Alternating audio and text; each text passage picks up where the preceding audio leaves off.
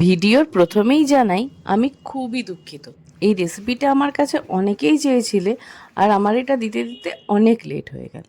তাহলে চলো ঝটপট বানিয়ে ফেলি। প্রথমেই মশলাগুলো, এই যে লঙ্কাটা দেখছো, এটার নাম হচ্ছে মাথানিয়া লঙ্কা।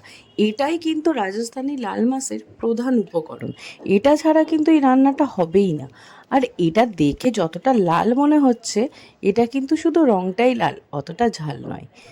এরপর যেটা বানিয়েছিলাম সেটা হচ্ছে আদা, রসুন, কাঁচা লঙ্কা আর গরম মশলার পেস্ট। আমার কাছে আদার গুঁড়ো ছিল, কিন্তু তোমরা চাইলে গোটা আদাও ব্যবহার করতে পারো।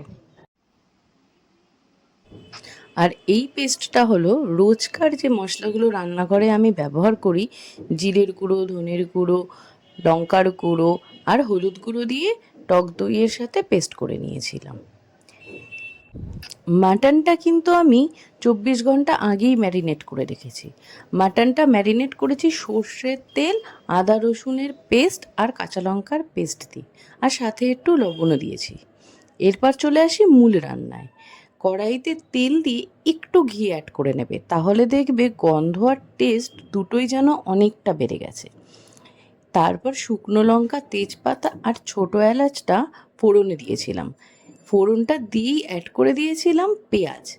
পেঁয়াজটা বেশ ভালো করে কিন্তু ভাজতে হবে। পেঁয়াজটা ভাজা হয়ে গেলে তারপর তার মধ্যে ম্যারিনেট করা মাটনটা অ্যাড করে দেবে। মাটনটা অ্যাড করে মাটনটাও কিন্তু বেশ ভালো করে ভাজতে হবে। আচ্ছা, মাটনটা কড়াইতে দিতে দিতে একটা কথা বলি, তোমাদের কার কার মাটন খুব প্রিয়?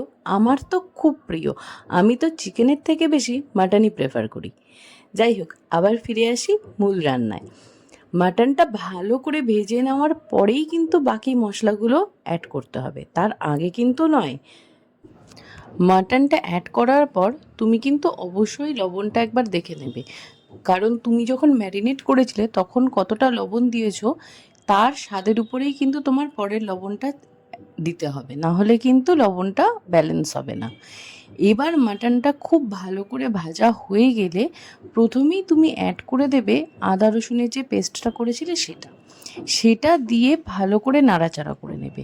খুব একটা না কষালেও চলবে তখন, কারণ তারপরেই দিতে হবে সেই প্রধান উপকরণটা, মানে মাথানিয়া লঙ্কার পেস্টটা। এই লঙ্কার পেস্টটা অ্যাড করার পরে কিন্তু খুব ভালো করেই মাটনটা কষাতে হবে, তবেই কিন্তু সেই রাজস্থানি লাল মাছের লাল রঙটা এখানে ভালো করে প্রকাশ পাবে, না হলে কিন্তু হবে না। তারপরে দিয়ে দেবে সামান্য একটু চিনি, কারণ না হলে টেস্টটা ব্যালেন্স হবে না। আর চিনিটা দেওয়ার পর অ্যাড করে নেবে সেই দইয়ের পেস্টটা। ব্যাস, দইয়ের পেস্ট দিয়ে কষিয়ে নিলেই কিন্তু রান্নাটা একদম রেডি। তাহলে সবাই আমাকে জানিও কিন্তু কেমন লাগলো রেসিপিটা। Thank you for watching.